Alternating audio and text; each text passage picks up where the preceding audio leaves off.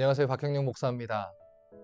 오늘 우리가 살펴볼 성경적인 자녀 교육을 위한 부모의 6번째 의무는 기도하는 자녀로 아이들을 길러야 된다는 것입니다. 여러분, 기도가 무엇입니까? 여러 가지 어려운 말로 설명할 수도 있겠지만 가장 간단하게 이야기를 하면 기도는 하나님께 부르짖는 것입니다. 하나님께 나의 사정을 이야기하고 하나님께 간절히 구하는 것이죠. 마태복음 8장 2절과 3절의 기록을 보면 기도가 무엇인지 알 수 있는 아주 분명한 기록을 우리가 찾게 됩니다. 한 문둥병자가 나와 저라고 가로되 주여 원하시면 저를 깨끗게 하실 수 있나이다 하거늘 예수께서 손을 내밀어 저에게 대시며 가라사대 내가 원하노니 깨끗함을 받으라 하신대 즉시 그의 문둥병이 깨끗하여 진지라. 여러분, 지금 예수님께 부르짖은 이 문둥병자의 문제가 무엇입니까? 깨끗하지 못하다는 것입니다. 부정하다는 것이고 문둥병에 걸려 있다는 것이죠. 이 사람은 자기의 문제가 무엇인지 알고 있어요. 그리고 동시에 예수님께서 원하시기만 하면 자기의 병이 깨끗하게 나을 수 있다는 것도 알고 있습니다. 그래서 예수님께 나온 것이고요. 그래서 예수님께 간절히 구한 것이죠. 마가복음 10장 46절부터 52절에 기록된 소경 거지 바디메오의 이야기도 기도가 무엇인지를 가르쳐주고 있습니다. 저희가 여리고에 이르렀더니 예수께서 제자들과 허다한 무리와 함께 여리고에서 나가실 때 디메오의 아들인 소경 거지 바디메오가 길가에 앉았다가 나사렛 예수시란 말을 듣고 소리질러 가로되 다윗의 자손 예수여 나를 불쌍히 여기소서 하거늘 많은 사람이 꾸짖어 잠잠하라 하되 그가 더욱 심히 소리질러 가로되 다윗의 자손이여 나를 불쌍히 여기소서 하는지라.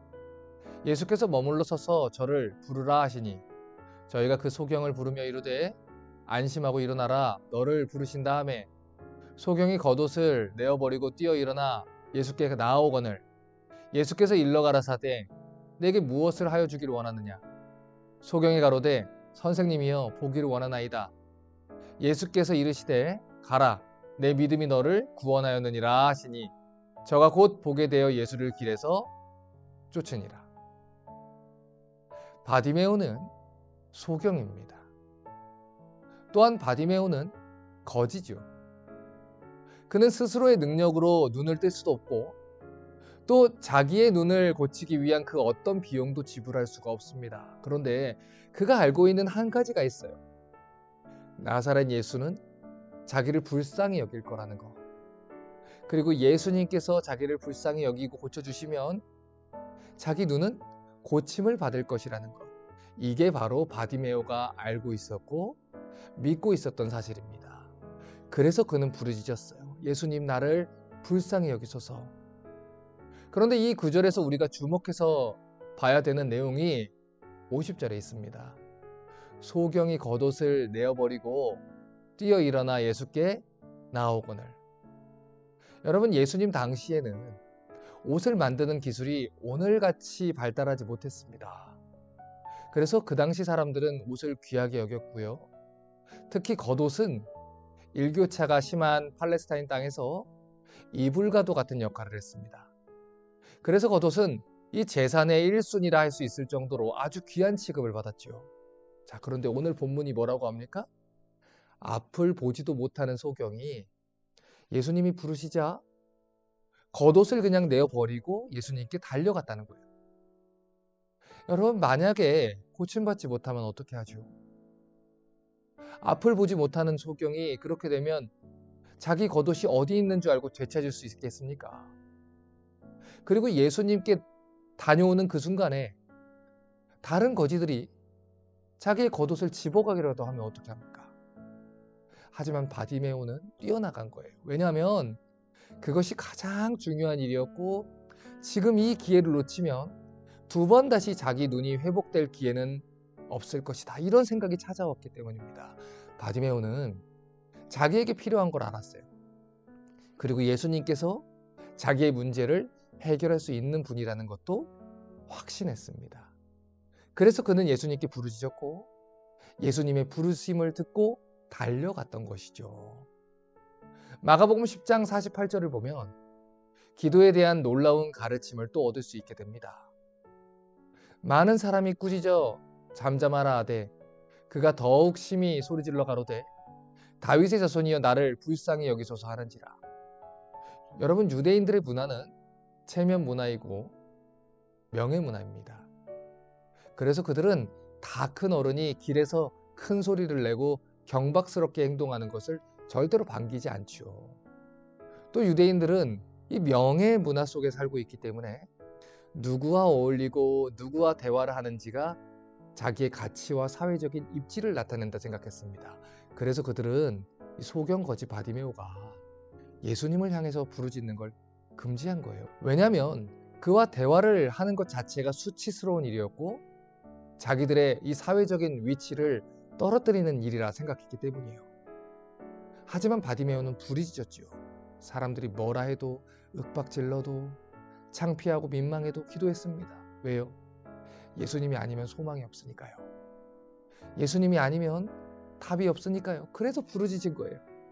이게 바로 기도입니다. 자기의 문제가 무엇인지를 아는 거. 그리고 예수님이 아니면 답이 없다는 것을 아는 거. 그래서 예수님 없이는 나에게 아무 소망이 없다고 생각하며 부르짖는 거. 이게 바로 기도예요. 자, 여러분, 그러면 우리 자녀들을 기도하는 자녀로 기른다는 것에는 어떤 의미가 있겠습니까?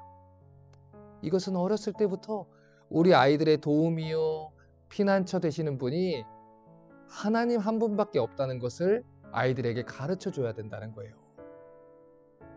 아빠만 믿어. 아빠가 다 해줄 거야. 아빠가 너 지켜줄 거야.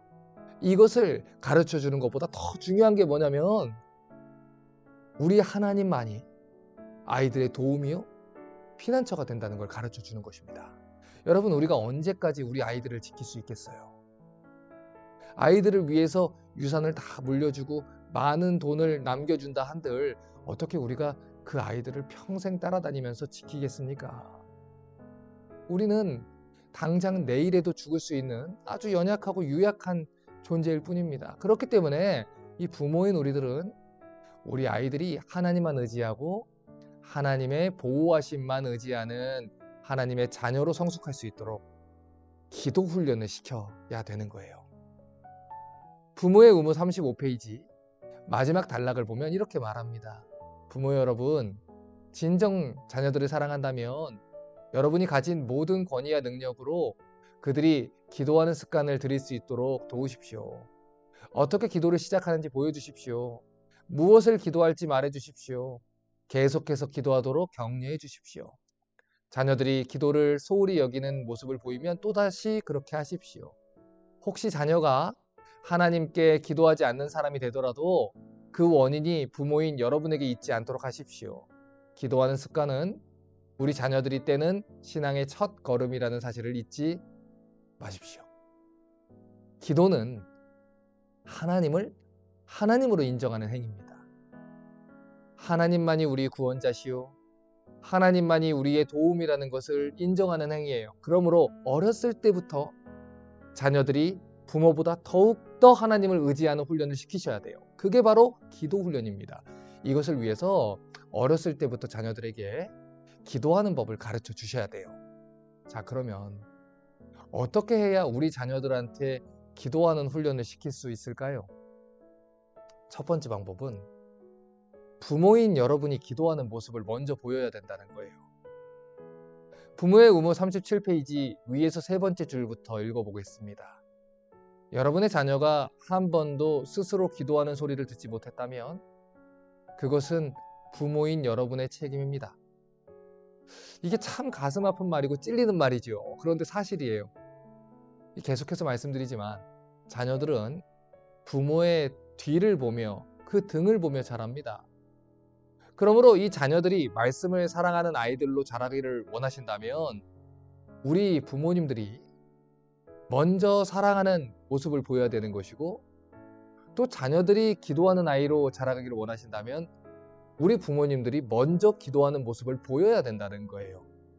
여러분, 애석하게도 우리 자녀들은 너무 잘 알고 있습니다. 우리 부모님들이 문제가 생겼을 때 하나님만 의지하고 기도를 하는지, 아니면 돈과 인맥을 의지하는지, 그들은 오랫동안 부모를 바라보면서 배워왔기 때문에 너무 잘 알아요. 또 우리 부모님들이 얼마나 하나님을 의지하고 하나님만을 절적으로 신뢰하는지를 우리 자녀들은 이 부모님을 보아서 알고 있습니다. 그러므로 먼저 기도하는 부모가 되셔야 됩니다. 이 기도를 습관하는 부모가 되어야 돼요. 참 어렵지요. 그렇지만 해야 됩니다. 자녀들에게 기도를 가르쳐주는 이 두 번째 방법은 기도를 직접 가르쳐 주시고 여러분을 따라서 기도하게 하는 것입니다. 어렸을 때부터 자녀들과 함께 기도하실 때 이 엄마 아빠의 기도를 따라서 한 문장 한 문장 기도를 따라가게 하세요. 그리고 그런 기도들이 점점 익숙해지게 하십시오. 기도하는 방법을 그렇게 배우게 하셔야 돼요. 예를 들면 이런 거예요. 하나님, 우리 반석이가 아픕니다. 건강하게 낫게 해주세요. 건강하게 낫게 해주세요. 예수님의 이름으로 기도합니다. 예수님의 이름으로 기도합니다. 아멘. 아멘.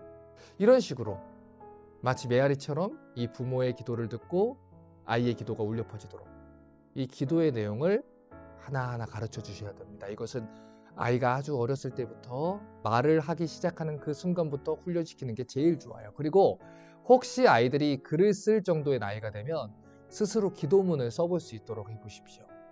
이걸 부모님이 감시하실 필요는 없어요. 이 부모님의 기도문을 보여주시고 아이들이 그 기도문을 참고하고 배우게 해서 아이들이 자신의 기도문을 또 생각해보고 써보기도 하고 또 말로 읊조리며 기도할 수 있도록 여러분 아이들에게 가르쳐 주시기를 바랍니다. 제가 어떻게 기도해야 되는지는 추후에 따로 이 강의를 묶어서 한번 강의를 하겠습니다. 그건 그때 자세하게 이야기하고 중요하게 오늘 기억하셔야 되는 것은 이 어렸을 때부터 우리 자녀들이 기도하는 아이들로 자랄 수 있도록 모범이 되고 그렇게 지도해야 된다 이것입니다. 자, 그렇게 할 때 우리 각 가정의 부모와 자식 모두가 기도하는 습관을 가질 수 있기를 주님의 이름으로 축복합니다.